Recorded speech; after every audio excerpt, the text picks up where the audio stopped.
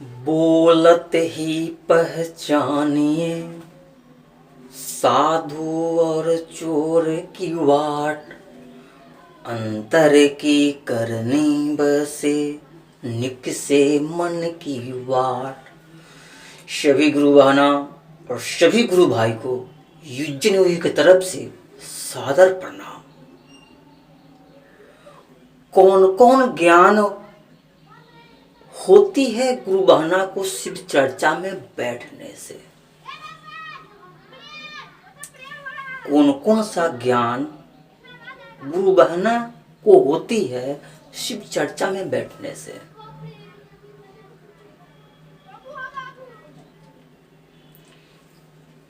शिव चर्चा में जब हम बैठते हैं, जब हम आते हैं, तो सबसे पहले हमें एक रूटीन, एक आदत बन जाती है। जब हमारे जीवन में कोई सुंदर कार्य करने के लिए हमें आदत बनती है, हमें वह दिन ख्याल होता है, हमें वह वक्त ख्याल होता है, तो हमारे लिए एक शुभ संदेश लेके आती है वह तिथि, वह दिन, वह वक्त। तो कौन कौन से ज्ञान गुरु बहना को शिव चर्चा में बैठने से होती है? सबसे पहला हम आते हैं, बोलत ही पहचानिए साधु और चोर की वाट, अंतर की करनी बसे निकसे मन की वाट।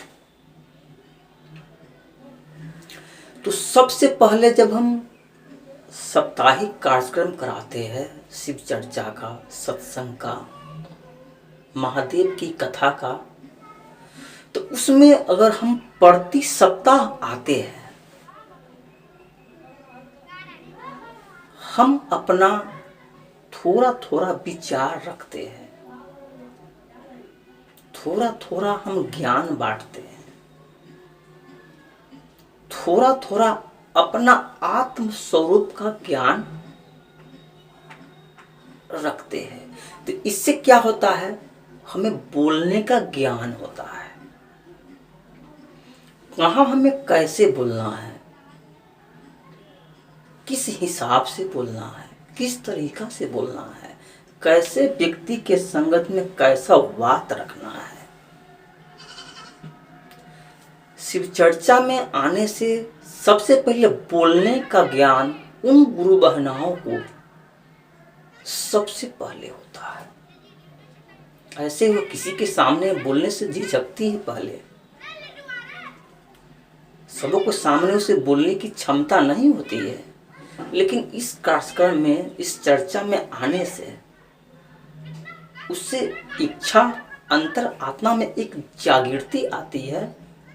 लोगों को देख के, गुरु भाई के देख के, गुरु बहना को देखकर उसके भी अंदर से जागृति होती है, वह भी अपना भजन, वह भी अपना चर्चा रखती है, जिससे उसके बोलने का ज्ञान होता है।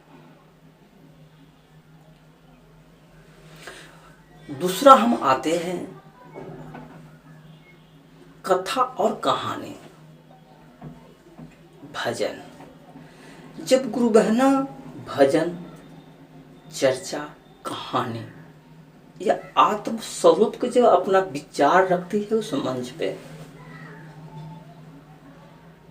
तो सारी जो गुरु बहना, गुरु भाई बैठे रहते हैं, जो कभी उनको उस ज्ञान से अवगत नहीं हुआ है, वह ज्ञान की वहां पे प्राप्ति होती है।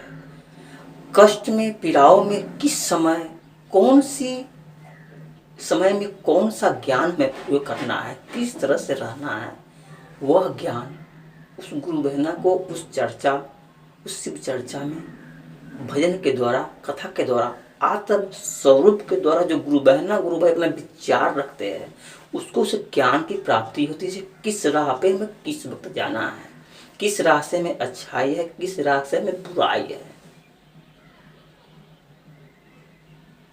इस प्रकार से ढेर सारे ज्ञान उन गुरु बहनाओं को शिव चर्चा में आने से मिलती है। तीसरा, जब गुरु बहना साप्ताहिक कार्यक्रम में उस चर्चा में आती है, तो घरें अशांत बैठी रहती है, पारिवारिक उलझन में फंसी रहती है। लेकिन जब चर्चा स्थल पे आती है तो उसे अनेक गुरु बहनाओं से उसकी मुलाकात होती है, अनेक गुरु भाई से उससे मुलाकात होती है। तरह तरह की बातें होती है, दुख सुख के, तरह तरह के ज्ञान की बातें होती है।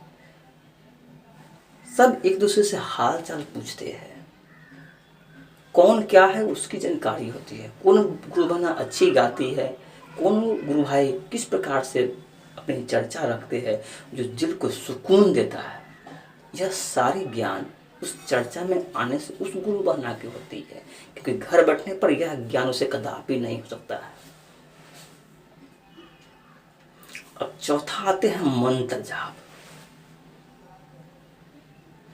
मंत्र जाप इस शरीर के लिए, इस तन के लिए, इस काया के लिए सर्वोत्तम है। जीवन में अगर आप मंत्र जाप का प्रयोग करते हैं, सही समय पर ब्रह्म मुहूर्त में उठकर उस मंत्र का जाप करते हैं, मंत्र जाप करने का आपको अच्छी मानसिक ज्ञान है और आप रुद्राक्ष की माला के साथ उस मंत्र को जाप करते हैं। लेकिन मंत्र जाप करने वक्त हमारे निगाह कहाँ होना चाहिए, किस वक्त होना चाहिए, कैसे होना चाहिए, किस मुद्रा में बैठना है, क्योंकि मंत्र जाप ही व्यक्ति को शाश्वत सुख और आनंद की प्राप्ति का मुख्य द्वार है। अनेकों व्याधियां, अनेकों कष्ट, अनेकों पीड़ाएं, अनेकों चिंताएं का मुख हरने वाला, उस कष्टों को हरने वाला मेन मंत्र है। तो मंत्र जाप आपका अगर सही तरीका से ज्ञान है, मंत्र जाप सही विधि से करते हैं, तो उससे आपके शरीर में अनेक फायदे, अनेक चमत्कारी ज्ञान, अनेक रहस्यमय ज्ञान, अलौकिक ज्ञान, परलौकिक ज्ञान आपको उस मंत्र जाप के द्वारा मिलता है। अब पचमा आते हैं।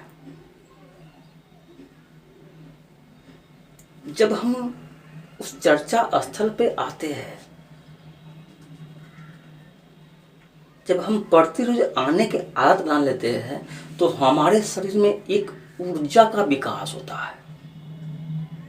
हमारे शरीर एक ऊर्जावान होता है, हमारे शरीर में एक जागृति आती है, एक उत्तेजना आता है, एक मन को संतोष देने वाली बात आती है, जो आज हम चर्चा में जाएंगे, अपना भजन, अपना विचार रखेंगे, गुरु भाई से मिलेंगे, गुरु बहना से मिलेंगे, क्योंकि उस चर्चा स्थल बहुत बहुत दूर की गुरु बहना, गुरु भाई आते हैं।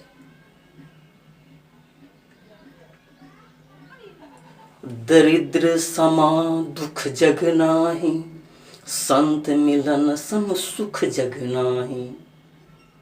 जब गुरु बहनाओं और गुरु भाई का जब एक चर्चा स्थल पर मिलते हैं, बैठते हैं, तो सारे लोगों में, सारे गुरु बहना, सारे गुरु भाई में एक खुशी का एक माहौल बनता है, जहाँ सिर्फ भगवान की चर्चाएं है, भगवान की कथाएं है, भगवान की भजन है, भगवान की रहस्यमय बातें हो, अपने आत्म स्वरूप की बातें हो, सबकी सुख दुख के कैसे उसकी दुख मिटे, कैसे वो सुख की ओर जाए, इस प्रकार से बहुत सारे ज्ञान उस चर्चा स्थल पे होती है, सत्संग स्थल पे होती है। तो जीवन में खुशहाल जीवन व्यतीत करना चाहते हैं, सुखमय जीवन व्यतीत करना चाहते हैं, आनंदित जीवन व्यतीत करना चाहते हैं, अपने शरीर में एक ऐसा ऊर्जा उत्पन्न करना चाहते हैं जो सदा महादेव, भगवान, भोलेनाथ, ईश्वर आप पे विराजमान रहे और आपको कष्टों को निजात दिला दे, आपके घर में खुशियाँ ला दे, आनंदित आपका जीवन कर दे। तो इस सारी सुख का खजाना, सुख का जल, सुख का स्थल चर्चा स्थल है। तो गुरु भाई, गुरु बहना, इतने सारे ज्ञान उस चर्चा स्थल पे आने से होती है। तो संत जनों, प्रेमी जनों, गुरु भाई, गुरु बहना, मैं फिर आपसे मिलूँगा। तब तक के लिए यूट्यूब की तरफ से सादर प्रणाम।